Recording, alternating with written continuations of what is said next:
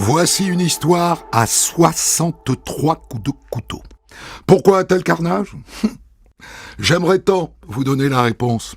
C'est un meurtre qui date de février 2015 à Toulouse, celui d'une jeune mécanicienne de chez Airbus qui s'appelait Maureen Jacquier. On a trouvé son meurtrier et il a été condamné. Mais le mobile reste assez mystérieux. J'ai écrit cette histoire avec Thomas Audouard, réalisation Céline Lebras. Europe 1, Christophe Ondelatte.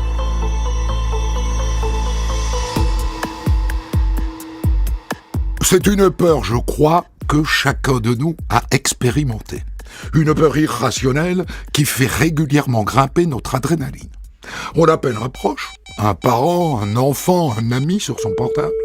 Ça sonne, et puis messagerie. Messagerie Orange. On rappelle, une fois, deux fois, trois fois, et puis on se dit... Et s'il lui était arrivé quelque chose, hein? C'est à peu près ce que vivent monsieur et madame Jacquier en février 2015. Ils habitent Lyon, et leur fille Maureen, qui a 19 ans, vit à 500 km de là, à Toulouse. Et ils sont en route pour aller la voir. Et sur l'autoroute, madame Jacquier appelle plusieurs fois. Et Maureen ne répond pas. Vous savez comment on se rassure dans ces cas-là? Elle a dû laisser son portable dans un coin, elle l'entend pas, puis c'est tout. Mais oui, t'inquiète pas. D'accord. Mais en même temps, ils la connaissent, Maureen. Comme toutes les jeunes de sa génération, elle a son portable greffé au bout de la main, une prolongation d'elle-même. Mais bon, elle a dû l'oublier dans un coin. On va faire semblant de le croire.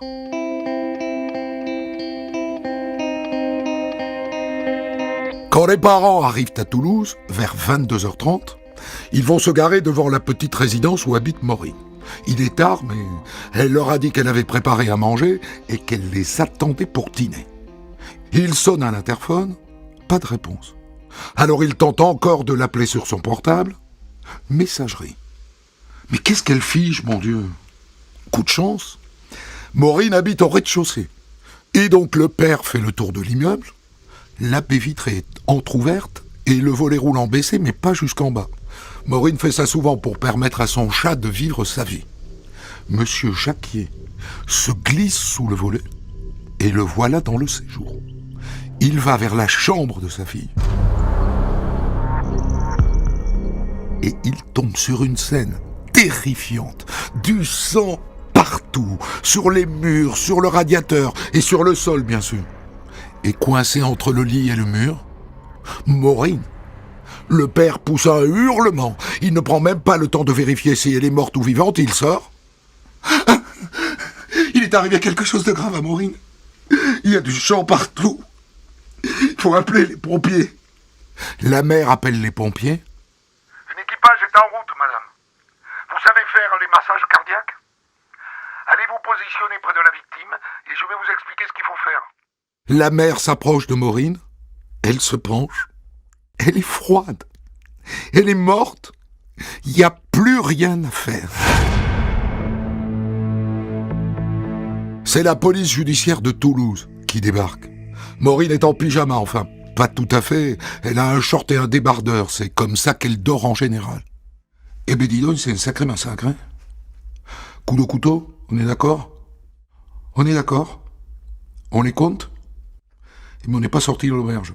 Allez, c'est parti.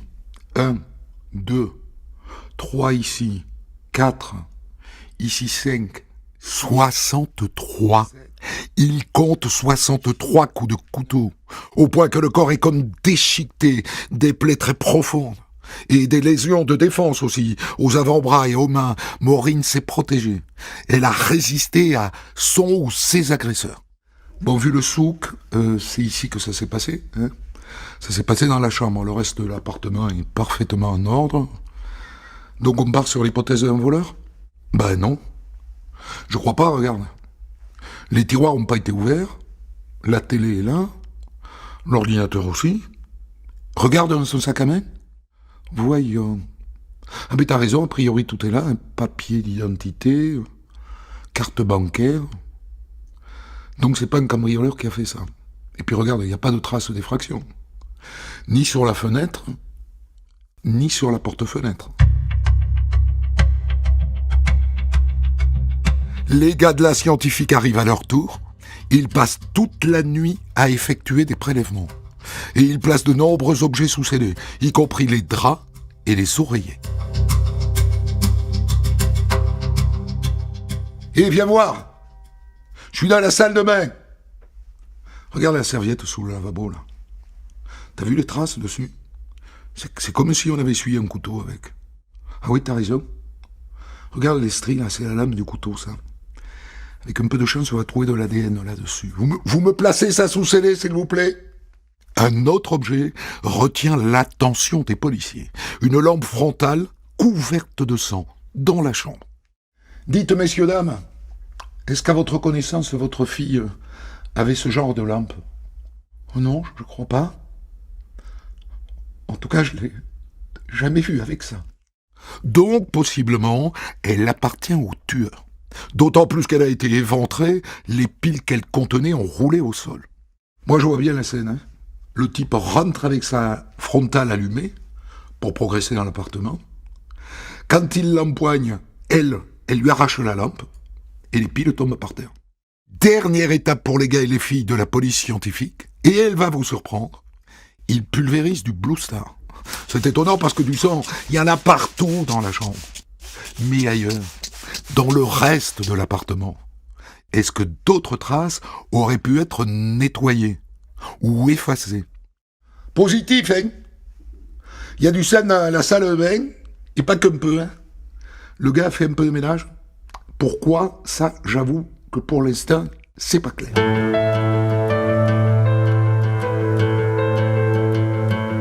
Le lendemain, les parents et la sœur de Maureen sont entendus au siège de l'APJ. Et c'est toujours un moment rude, ça, pour des gens qui viennent de perdre leur fille et leur sœur dans des conditions effroyables. Que faisait-elle dans la vie, votre fille, messieurs, dames? Elle était mécanicienne dans l'aéronautique chez Airbus, ici à Toulouse. Mécanicienne. Oui, c'était sa passion depuis toute petite. Et quand elle a eu 15 ans, il y a 4 ans donc, elle a trouvé un lycée, ici à Toulouse, spécialisé dans la mécanique pour les avions, quoi. Elle a eu son diplôme l'année dernière et elle a été embauchée tout de suite par Airbus, comme la plupart des copains de sa classe d'ailleurs. Et elle faisait quoi exactement chez Airbus, vous le savez? Elle travaillait sur les chaînes de montage de l'A330. Et elle était restée en lien avec ses camarades du lycée, à votre connaissance? Oui, bien sûr, comme je vous l'ai dit, ils ont quasiment tous été embauchés par Airbus. Elle avait un petit ami. Oui, enfin récemment, elle avait changé de petit ami. Faute de mieux pour l'instant, les policiers décident d'explorer cette piste, celle des petits copains, des amoureux. Il s'avère que quand elle était encore au lycée, Maureen sortait avec Guy, un copain de sa classe. Et puis elle l'a quitté pour Yvan, 7 ans de plus. Et quand Yvan l'a quitté, 1 mois avant sa mort, elle s'est mise en couple avec Julien. Julien, c'était son tuteur au travail, chez Airbus. Les policiers retournent sur place, dans sa résidence, pour interroger les voisins. Avec cette difficulté, ils ne savent pas précisément quand Maureen a été tuée. Comme elle était en tenue de nuit et que son meurtrier portait une lampe frontale, pour l'instant, ils partent sur l'hypothèse qu'elle a été tuée pendant la nuit qui précède la découverte de son corps. Bonjour, messieurs, dames. Police. Je pense que vous savez qu'un homicide a eu lieu dans votre résidence. Est-ce que vous avez entendu quelque chose au cours de la nuit, pas la dernière, mais la précédente? Ah non? Rien du tout? Un bruit, un cri? Rien? Ah non, rien. Vraiment désolé. En sortant de leur tournée des voisins, les policiers sont stupéfaits. Moi, ça me paraît fou qu'il n'y en ait pas un qui ait entendu quelque chose. Vu le carnage, 63 coups de couteau, ça a dû faire du bruit quand même. Même les voisins de palier de Maureen n'ont rien entendu. En revanche, ils disent qu'ils ont vu Maureen vivante, donc, le matin même de la découverte de son corps par ses parents. Ah oui, j'en suis sûr et certain. Je l'ai vue, elle est allée jusqu'à sa voiture, au parking. Et après, elle est revenue. Elle a dû aller chercher quelque chose. D'accord, mais c'était à quelle heure, ça? 10h 10h15, je dirais. D'accord. Vous vous souvenez comment elle était habillée? Vous voyez, elle avait un jogging noir avec des lignes roses.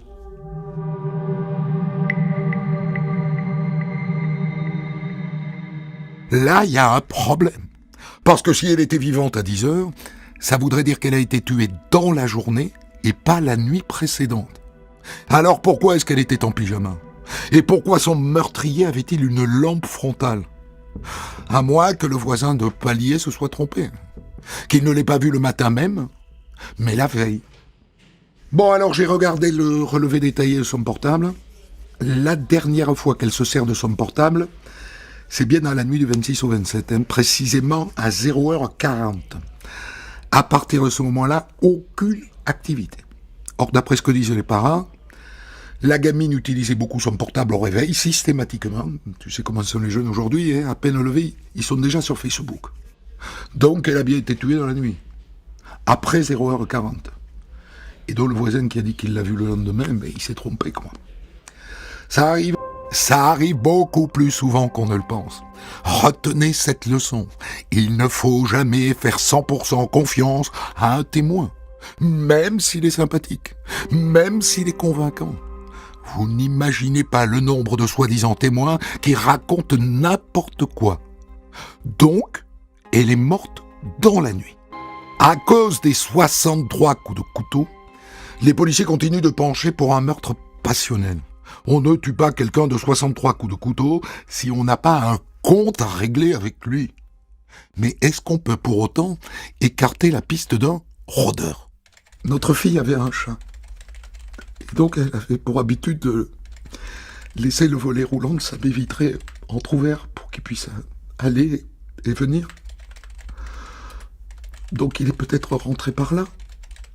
Mais c'était forcément quelqu'un qui savait qu'elle laissait la baie vitrée entrouverte.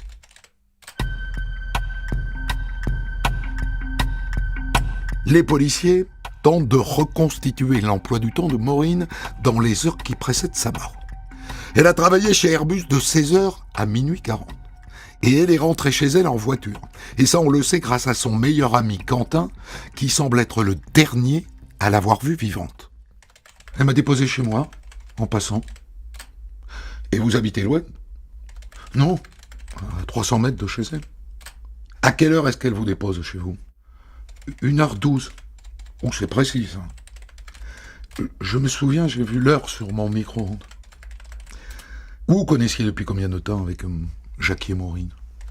Depuis le lycée. Quel genre de relation vous aviez avec elle? Amicale. On était très amis. Amis? Et seulement amis? Oui. Vous n'aviez pas de sentiment pour elle? Vous aviez des sentiments pour elle ou pas? Oui. Un peu. À partir de là, le jeune Quentin comprend qu'il devient suspect. Qu'est-ce que vous faites, vous, à partir du moment où elle vous dépose chez vous? Je reste chez moi. Est-ce que quelqu'un peut en attester? Non, j'habite tout seul. Dommage. Vous accepteriez de vous soumettre à un test ADN, monsieur? Un test ADN? Oui, bien sûr. Les policiers perquisitionnent son petit appartement, ils passent au crible son téléphone portable, et ils ne trouvent rien.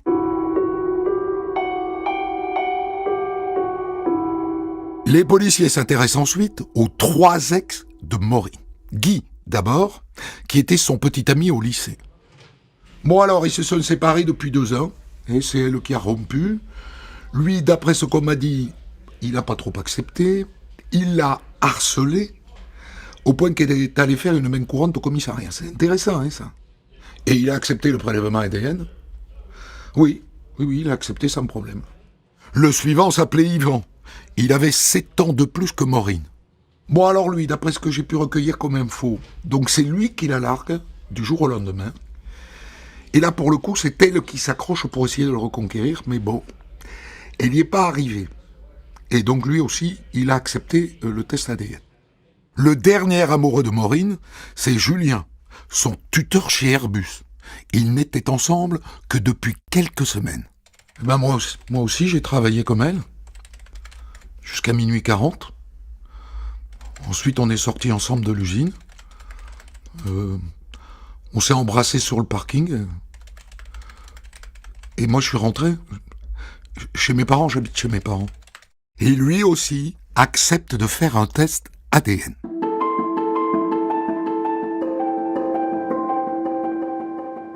Si les policiers s'évertuent à faire des prélèvements ADN systématiques dans tout l'entourage immédiat de Maureen, c'est parce qu'ils viennent de recevoir une excellente nouvelle du labo.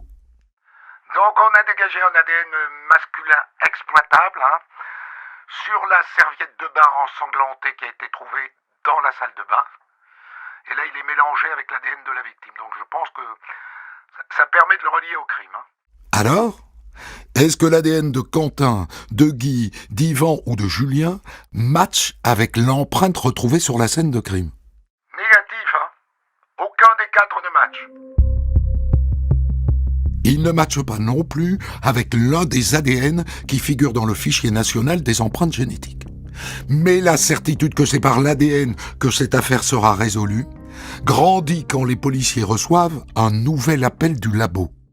Donc on a identifié le même ADN que précédemment sur la housse de couette de la jeune femme, et alors sur la lampe frontale qui a été retrouvée sur place. C'est l'ADN du tueur, c'est quasi certain. Le problème, c'est que si les policiers n'ont rien à le comparer, il ne sert à rien. D'où la décision de la juge d'instruction. Bien, alors vous engagez des tests ADN dans tout l'entourage de la victime, qu'est-ce que vous voulez? Donc l'ADN est masculin, donc vous vous concentrez sur les hommes, et puis vous procédez par cercle, les amis, les collègues, les voisins, etc. Ça veut dire, madame la juge, qu'on est parti pour des dizaines et des dizaines de prélèvements, Oui, j'en suis parfaitement conscient. Mais qu'est-ce que vous voulez, on n'a pas le choix, On part à la pêche, et puis c'est tout. Les policiers prélèvent l'ADN de 150 garçons dans l'entourage de Maureen. Et un peu moins de 6 mois après le meurtre. Bon les gars, excellente nouvelle. On a enfin un nom à coller sur l'ADN dans l'affaire Jacquier. C'est un collègue de la gamine chez Airbus. Il s'appelle Sylvain Boulet. Il a 25 ans et on l'a déjà interrogé dans le cadre de l'enquête.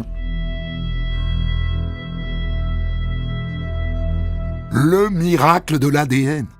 Ce Sylvain Boulet est le meilleur ami d'Yvan, l'ex de Maureen. Et donc ils se sont vus pendant toute la période où elle sortait avec Yvan.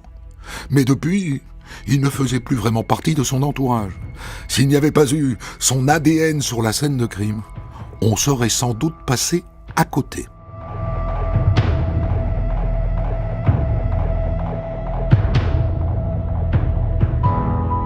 Les flics disposent de la preuve suprême, l'ADN. Ils pourraient très bien aller arrêter le gars tout de suite. Mais ils préfèrent attendre un peu, le temps de bétonner leur dossier.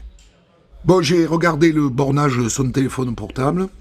Entre 2h15 et 4h du matin, son téléphone est éteint. Il n'accroche aucune borne. Son téléphone a-t-il été éteint volontairement? C'est probable. Comme quelqu'un qui ne voulait pas qu'on le piste. C'est bon. Les policiers ont assez d'éléments, et donc 3 mois et demi après le meurtre de Maureen, la juge ordonne son arrestation et son placement en garde à vue. Il est interpellé chez lui à 6h du matin, il n'oppose aucune résistance. Ni surprise d'ailleurs, ni émotion. Il est froid comme une merde de goujon. Perquisition de son appartement, et là, surprise. Dites monsieur, c'est quoi tout ça? C'est rien. C'est des couteaux que je collectionne. Des dizaines de couteaux de toute taille. Il y en a même un sur la table de nuit. Et il y a aussi des revues spécialisées dans les armes blanches. Il y a un taser et un pied de biche. Alors, monsieur Boulet, est-ce que vous pouvez nous dire quel a été votre emploi du temps au cours de la nuit du 26 au 27 février dernier? De mémoire, j'ai fini le travail minuit et demi. Et comme c'était un jeudi soir, comme souvent, je suis allé boire des verres dans un bar. Et jusqu'à quelle heure vous y êtes resté dans ce bar? Jusqu'à la fermeture, vers 3 heures du matin. Et après? Après j'étais fatigué, donc j'ai dormi un peu dans ma voiture sur le parking. À cette heure-là, monsieur, votre téléphone était coupé. Vous pouvez nous expliquer pourquoi? Je voulais économiser la batterie. À quelle heure est-ce que vous rentrez chez vous? Vers 4 heures du matin. S'il n'y avait pas son ADN sur la scène de crime, ça serait assez convaincant. Quel genre de relation vous aviez avec Jackie et Maureen?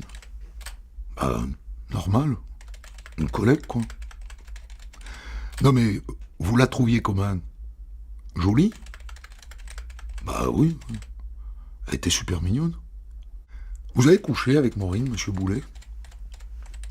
Non. C'est jamais rien passé entre Maureen et moi.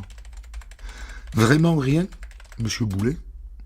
Au max, j'ai dormi chez elle une nuit. Je me souviens, c'était l'année dernière, en juillet. Il s'est rien passé. Les policiers le mettent alors à maturer, comme on dit, dans une cellule. Et il a dû sacrément gamberger, parce que le lendemain matin, il change son récit. Hier, je vous ai dit que j'avais jamais couché avec Maureen. Mais c'est pas vrai. Pourquoi est-ce que vous nous avez menti? Parce que j'ai une copine. Je voulais pas tout mélanger, je voulais pas qu'elle l'apprenne, quoi. Au cas où ça sortirait d'ici. Et ça s'est passé quand, cette coucherie? En juin dernier. Une seule fois, Assez finassé. Les policiers décident d'abattre leur carte maîtresse.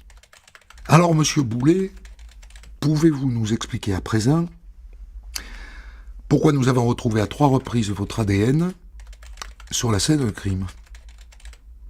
Ah bon? Et où vous l'avez trouvé? Sur sa couette, par exemple. C'est normal puisqu'on a couché ensemble. On trouve aussi votre ADN sur une serviette qui est pleine de sang dans la salle de bain. Je suis allé chez elle en décembre. C'était 2 mois avant sa mort. J'ai dû me laver les mains. Votre ADN, monsieur, est aussi sur une lampe frontale retrouvée sur place. Oui, elle est à moi, cette lampe. Je l'avais oubliée chez elle. Il a réponse à tout. N'empêche que la juge le met en examen pour meurtre et il se retrouve derrière les barreaux. Et maintenant, la question du pourquoi. Le mobile. Enfin, on ne tue pas quelqu'un de 63 coups de couteau sans raison. Au premier abord, le garçon a l'air d'être le gendre idéal. Mais les policiers interrogent sa petite amie du moment et ils découvrent un pan insoupçonnable de sa vie. C'est quelqu'un qui aime le sexe, disons, un peu bizarre, quoi. Bizarre à comment? Mais disons qu'il m'attache au lit avec des menottes. Et c'est tout. Non, après, il aime bien faire comme si il m'étranglait, quoi. D'accord. Autre chose, il aime aussi mettre des films porno quand on baise, quoi. Et aussi parfois, il me filme avec sa caméra. Autrement dit, l'oiseau est une bite montée sur pattes, qui trompe régulièrement sa copine, qui se paye parfois des prostituées, ce qui n'en fait pas un meurtrier. Mais ça éclaire le contexte. Ce type aime le cul. Et on imagine aisément qu'il voulait coucher avec Maureen. Et voilà donc le scénario qui est retenu par la juge d'instruction. Il sort du bistrot, il est un peu bourré, il va chez elle dans le but de la violer. Il entre par le volet roulant qui n'est jamais fermé. Elle résiste, elle se débat, elle crie, et bim, il lui balance un premier coup de couteau, et dans la rage, 62 coups de couteau supplémentaires. Mais ça restera une hypothèse parce que jusqu'au bout de l'instruction, Sylvain Boulet nie. Par ailleurs, les couteaux qu'on a retrouvés chez lui ont été analysés en détail. On n'a pas retrouvé l'arme du crime. Dans la perspective du procès qui s'annonce, l'ADN pèse lourd. Mais il a une toute petite chance de s'en tirer. Le procès de Sylvain Boulet a lieu en janvier 2019 à Toulouse. Et lui n'a pas bougé d'un iota. Bah oui, on retrouve mon ADN chez elle. Mais je leur dis, j'ai eu une relation sexuelle avec elle 7 mois avant. 7 mois avant, monsieur? Et elle n'a pas lavé sa couette ni sa serviette de bain? Bah vous savez, Maureen, c'était un peu une ado pas finie, quoi. Elle était bordélique, et elle faisait pas beaucoup de ménage. D'accord, monsieur. Mais enfin, de là à ne pas laver sa serviette de toilette pendant 7 mois... Le président de la cour d'assises fait alors projeter les photos de la scène de crime. Vous observerez la violence des coups portés, hein. Sachez que la mare de sang au milieu de laquelle se trouve le corps, là, mesure 1,20 m de diamètre. 1,20 m. Mais en face, maître Simon Cohen, l'un des avocats de Boulet, ne lâche rien. Je crois qu'on oublie ici qu'un voisin a vu Maureen Jacquier vivante le lendemain du jour où l'instruction dit que le crime a été commis. Et que le lendemain, M. Boulet a un alibi. Par ailleurs, il n'y a dans ce dossier aucune trace d'effraction. Alors on nous dit qu'elle laissait le volet roulant de sa chambre entrouvert pour laisser passer son chat. En février? Elle laissait son volet roulant ouvert la nuit en février? En plein hiver? Ce dossier ne tient que par l'ADN. Et concernant l'ADN, mon client fournit des explications. Alors je vous le dis, il n'y a pas eu dans cette affaire de quête de vérité. Si on suit l'accusation, nous allons à l'erreur judiciaire. Nous allons à l'erreur judiciaire. L'expert psychiatre n'a relevé aucune pathologie mentale chez Boulet. C'est vrai qu'il avait des jeux sexuels et un appétit pour la chose, mais je ne vois pas de toute puissance chez lui. Il n'y a pas eu de passage à l'acte dans son parcours. Il est assez délicat de conclure. Est-ce que vous pourriez nous dire, docteur, dans quelles circonstances un homme peut être amené à donner 63 coups de couteau? Il faut une situation explosive de tension extrême, insupportable, une excitation sexuelle très forte qui peut basculer vers une excitation sadique. Mais je dirais que dans les cas similaires que j'ai pu voir dans ma carrière, le sujet reconnaissait la plupart du temps. Est-ce que ça peut l'aider à sauver sa peau? Pas sûr. Au terme du procès, l'avocat général requiert 30 ans de réclusion criminelle. Et après 3 heures de délibéré, les jurés le suivent. Boulet est condamné à 30 ans. Il fait appel et prend à nouveau 30 ans, assorti d'une peine de sûreté de 20 ans. Et voilà, la justice est passée. Mais le mobile reste en partie un mystère. Et pour débriefer cette histoire, je vais maintenant faire appel à vous, Maître Georges Catala, ténor du barreau de Toulouse. Vous êtes dans ce dossier avocat de la partie civile, en l'occurrence de la famille de Maureen. Bon, 30 ans, 20 ans de sûreté, c'est quasiment perpète, c'est la peine maximum, pour le coup. Oui, ce fut un immense soulagement parce que l'individu, ce Boulet, se présentait de telle façon que nous puissions imaginer une erreur judiciaire, mais l'erreur judiciaire qui consistait à ce qu'il s'en sorte. C'est-à-dire que le risque d'acquittement existe dans votre esprit au début du procès? Ah, le risque d'acquittement existait dans la mesure où l'homme est intelligent, l'homme ne lâche rien, l'homme se met dans une position d'innocent et emploie des arguments qui peuvent permettre à certains de considérer qu'il est effectivement innocent. Donc nous étions dans une situation dramatique, d'abord dramatique parce que nous savions ce qu'avait pu endurer cette pauvre fille. Deuxièmement, parce que notre intime conviction était telle que, à l'évidence, c'était Boulet. mais ça glissait comme une savonnette. Qu'est-ce qui vous convainquait absolument de sa culpabilité, au-delà, bien sûr, de l'ADN? Au-delà de l'ADN, qui est quand même quelque chose d'énorme, puisque surtout l'ADN a été trouvé sur la lampe qui permettait à l'agresseur d'y voir la nuit. Or, cette lampe qui permettait à l'agresseur d'y voir la nuit était souillée de sang, et sur le sang, il y avait le sang de la victime et le sang de l'agresseur. C'est quand même quelque chose d'assez énorme. Le deuxième élément, c'est que cet homme prétendait avoir s'être amusé pendant un certain temps la nuit des faits. Or, il a pris la précaution de supprimer, si je puis dire, son téléphone, afin que l'on ignore totalement où il se trouvait. C'est d'ailleurs une opération extrêmement difficile à mettre en place et qui est restée jusqu'à la fin extrêmement mystérieuse.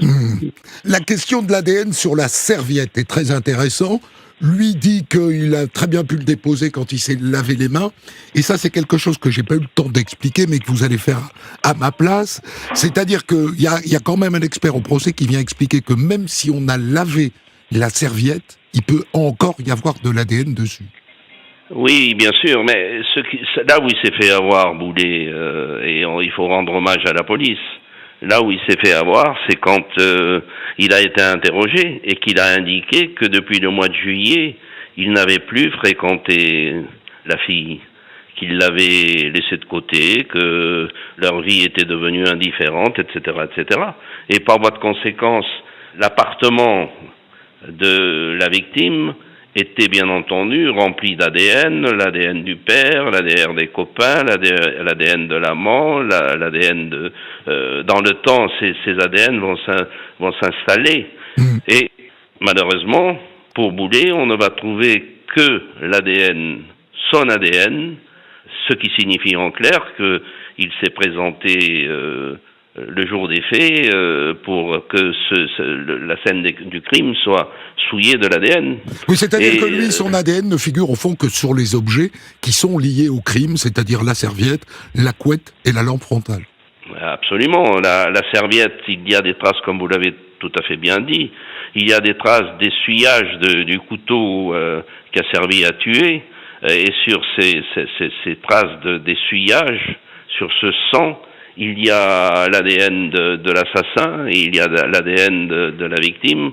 Tout ceci fait que, à l'évidence, c'est un ADN tout à fait contemporain, d'autant plus qu'il est mélangé. Sur la couette, on aurait pu trouver, et d'ailleurs on a trouvé l'ADN de l'amant, mais on n'a pas trouvé du sang, ni de mélangé avec celui de la victime. Or, le seul sang qui a été trouvé est celui de l'agresseur qui se mélange avec celui de la victime. Alors la lampe frontale, c'est particulièrement évident. D'ailleurs, il a particulièrement menti sur cette lampe frontale. Il a prétendu qu'il avait oublié.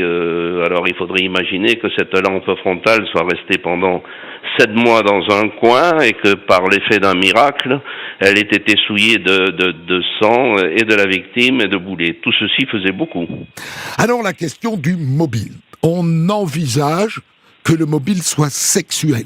Mais il y a quand même quelque chose de très troublant, c'est qu'il n'y a pas eu de viol et non plus de tentative de viol.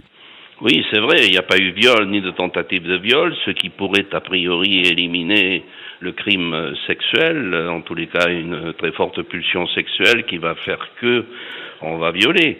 Cependant, il existe en matière criminelle, à l'évidence, des gens qui sont animés de pulsions extrêmement fortes, de pulsions sadiques, surtout quand ils se heurtent à une résistance.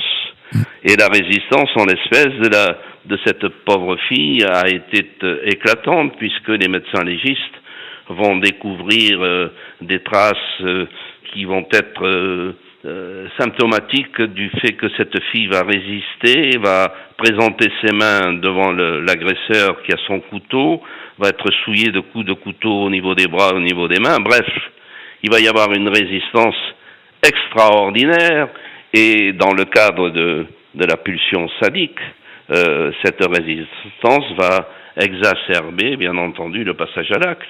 Oui, mais donc, pour un coup de couteau, on comprend. Mais pour 63 coups de couteau, on a besoin d'une explication supplémentaire, que d'ailleurs les psychiatres ne nous donnent pas. Les psychiatres, vous savez, ils nous expliquent pas tout. Ce que l'on peut comprendre en étant dans une argumentation de bon sens, c'est que cet homme, ce Boulet, désirait cette fille depuis très longtemps. Il était d'ailleurs, un certain nombre de témoins le disent, il était souvent en train de la taquiner, de la draguer, etc., etc.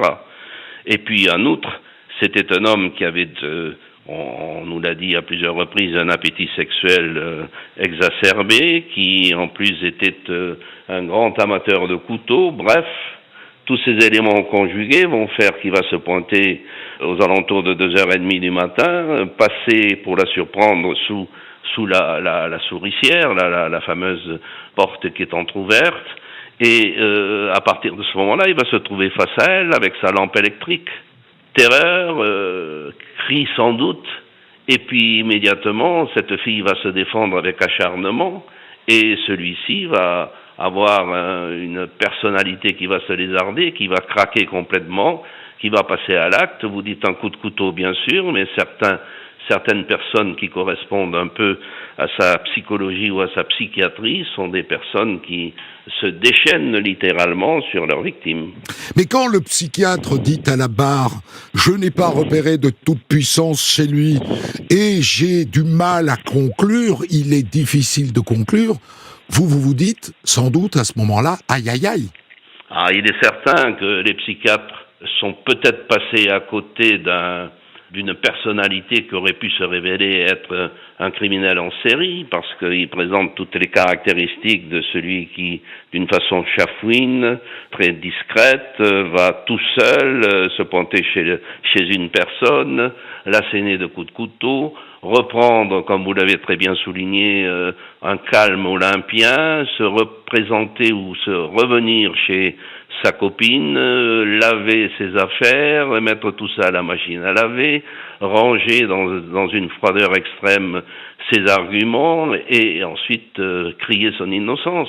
Il y a là une froideur qui est tout à fait singulière et qui vient stigmatiser en quelque sorte des gens qui ont un comportement de sadisme et de cruauté extrême. Maître Catala, vous êtes un vieux de la vieille. Les experts psychiatres, fondamentalement, vous en pensez quoi? Parce que là, il est passé à côté, c'est clair. Ben, vous savez, en principe, les experts psychiatres, très souvent, passent à côté des choses. Car la tâche qui est la leur est très difficile. Il faut qu'ils expliquent toute une série de choses qui ont eu lieu dans la normalité. Et la personne qu'ils analysent est devant eux, tranquille, serein, il a des explications à tout, il est très éloigné des troubles qui ont été les siens lors du passage à l'acte, et par voie de conséquence, l'expert fait un peu ce qu'il peut, en dehors des grandes maladies mentales, et il considère que les gens sont normaux, et donc pas dangereux au sens psychiatrique du terme. Alors il y a aussi une belle leçon à tirer de ce témoignage du voisin de palier qui dit donc qu'il l'a vu après sa mort, en vérité, à 10h du matin, aller à sa voiture et revenir chez elle. Ça, c'est encore la preuve que les témoins, c'est pas fiable, hein. Ça nous a fait beaucoup peur, parce que en première instance, c'est un appel. Nous avons vu arriver deux personnages qui vivaient d'ailleurs ensemble, qui fumaient pas mal de hashish, qui étaient des personnages marginaux, mais qui affirmaient la tête sur le billot. Ils avaient vu la petite sortir de chez elle à 10h30 du matin, le jour de la découverte. Et donc, ça rendait impossible le fait que Boulet ait pu la tuer, puisque ce matin-là, Boulet avait un alibi en béton, et donc si on avait écouté les témoins, à l'évidence, Boulet s'en sortait parfaitement bien.